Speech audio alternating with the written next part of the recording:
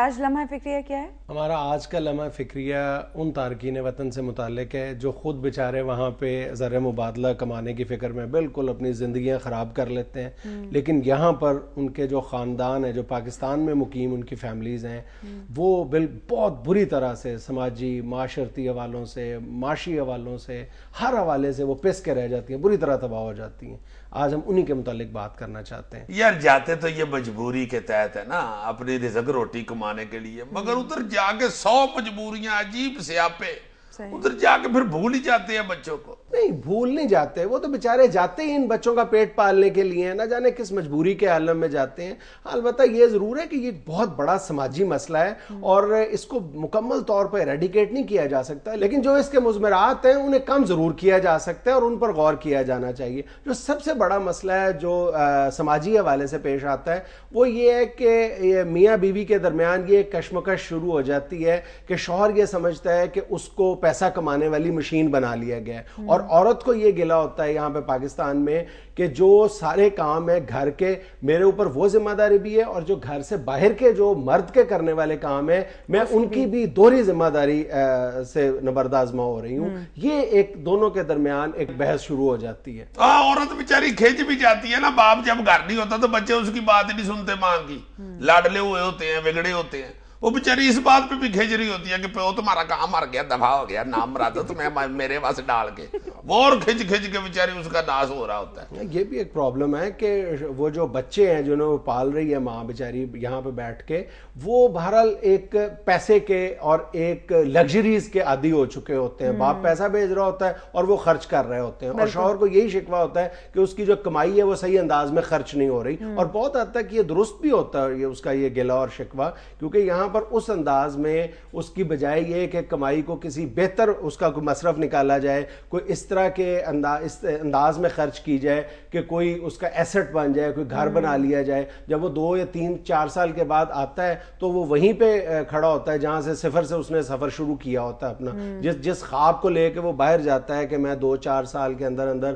کوئی گھر بنا لوں گا، کوئی پلاٹ خرید لوں گا، لیکن اس کے بچے اتنی لگژریز کے عادی ہو چکے ہوتے ہیں کہ جب وہ واپس آتا ہے 2-4-5 سال کے بعد تو اس کے ہاتھ میں کچھ بھی نہیں ہوتا۔ یار مگر یہ گھر بنا لوں گا یا پلاٹ خرید لوں گا، اس حد تک جو ایڈمنسٹریشن ہے وہ عورت بیچاری نہیں کر سکتی، وہ تو مرد کی کام ہے نا۔ اور مرد بیچارہ اس لیے ادھر چکر نہیں لگاتا کہ ادھر سے اسے چھٹی نہیں ملتی، کسی کو یہ پرابلم ہوتا ہے کہ مجھے ابھی تک گرین کارڈ نہیں ملا، کسی کو یہ پرابلم ہوتی ہے کہ میں چھٹی لے کے اگر چلا گیا تو پیچھے سے میری ویکینسی فل ہو جائے گی، میں ادھر کا ادھر ہی رہ جاؤں گا، واپس آ کے پھر میں کہاں تک کھاؤں گا۔ بڑے سیاپے ہیں وہاں پہ، کوئی معمولی چیز تو نہیں ہے وہاں کی انکم۔ اچھا، اس ضمن میں ہمارے مجموعی طور پر جہاں پہ سماج کی ذمہ داری ہے وہاں پہ حکومت کی بھی یہ ذمہ داری ہے کہ جو تارکین وطن کو صرف ایک زر مبادلہ کمانے کی مشین سمجھ لیا جاتا ہے اور بہت فخر کے ساتھ اعلان کیا جاتا ہے کہ جی اتنے ریمیٹنسز بھیجے جا رہے ہیں، اس سال اضافہ ہو گیا اتنا، ہم نے اس میں حکومت کا کوئی عمل دخل نہیں ہوتا، وہ بیچارے اپنا خون پسینہ ایک کر کے جو پیسے بھیجتے ہیں۔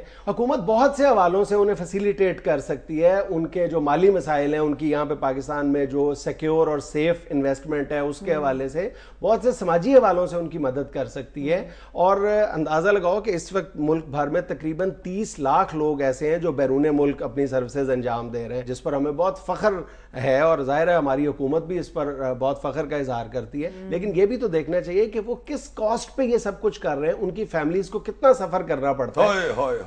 اور بعض اوقات تو یہ جو سماجی معاملات ہیں یہ اس قدر خوفناک صورت اختیار کر جاتے ہیں کہ جب کئی سالوں کے بعد وہ بیچارہ جو اپنی پوری زندگی جو خراب کر لیتا ہے بیرون ملک رہ کے، جب وہ واپس آتا ہے تو وہ اپنی فیملی میں اس قدر مس فٹ فیل ہوتا ہے کہ چند دنوں بعد وہ اپنے ہی گھر میں اپنے ہی بیوی بچوں کو، جن کو انہوں نے عمر بھر جو ہے اس شخص نے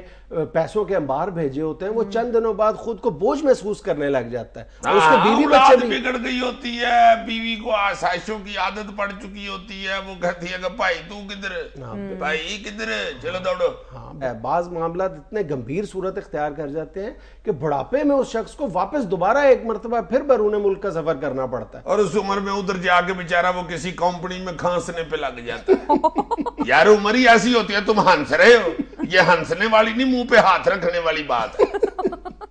اچھا، اس حوالے سے جامعہ کراچی میں 3 سال پہلے ایک اسٹڈی ہوئی ہے جس سے یہ پتہ چلتا ہے کہ ایسے خاندان جو پاکستان میں مقیم ہیں اور ان کے جو والد ہیں وہ باہر پیسہ کمانے کی غرض سے گئے ہوئے ہیں، ان بچوں میں جو نفسیاتی امراض ہیں وہ عام بچوں کی نسبت 43% زیادہ ہیں. یہ بہت الارمنگ ریشو ہے کیونکہ ان کے سر پہ باپ کا سایہ نہیں ہوتا اور طرح طرح کے وہ نفسیاتی اور سماجی مسائل سے دوچار ہو جاتے ہیں. ہاں چھوٹا بچہ بیچارہ کتنی کو دیر فوٹو کی پپیاں کرتا جائے. بالکل، یہ تمہارا ابو ہے بیٹے، اچھا چلو. اس کا حل یہی ہے جو نظر آتا ہے کہ ایک تو بہرحال کوشش کر کے جہاں پر اور بہت سی وہ ضروریات پوری کی جاتی ہیں تو کچھ ضروریات کو قربان کر کے وہ جو فریکوینٹ وزٹس ہیں وہ بڑھائے جائیں پاکستان میں. اور اب تو بہت سی مطلب پاکستان میں سہولتیں پوری دنیا میں، یہ جو ریولوشن آیا ہے کمپیوٹر کا، اس کی وجہ سے جو رابطہ ہے وہ بہت آسان ہو گیا ہے. پہلے تو یعنی آپ کو کال ہی اگر پاکستان میں کرنی پڑتی تو آدھی تنخواہ آپ کی کال پہ لگ جاتی تھی، لیکن اب بہرحال انٹرنیٹ کی وجہ سے اور فون کال موبائل کے جو ایک انقلاب آیا ہے اس کی وجہ سے بہت سستا ہے رابطہ. میرا خیال رابطہ بھی زیادہ بڑھانا چاہیے اور فریکوینٹ وزٹس بھی ہونے چاہیے. یہ بہت ضروری ہے. اس کے علاوہ جو گھر کی خواتین ہیں نا، جو فیملی ہے، جو سیانے لوگ ادھر رہ جاتے ہیں، ان کو چاہیے کہ وہ 3-4 سال 5 سال جو وہ دور ہے نا گھر سے، سربراہ گھر کا، اس کو بڑے اچھے طریقے سے نا جی اس کو کیش کروا لینا چاہیے، پیسہ اکٹھا کر لینا چاہیے. کچھ بچوں کو اس طرح ہینڈل کر لینا چاہیے کہ وہ بس 3-4 سال لگا کے تو واپس آ جائے، ساری زندگی کی خجل خرابی نہیں برداشت. بالکل یہی آئیڈیل ہے. ناظرین، یہاں ہم لیتے ہیں ایک چھوٹی سی کمرشل بریک، ہمارے ساتھ رہیے گا.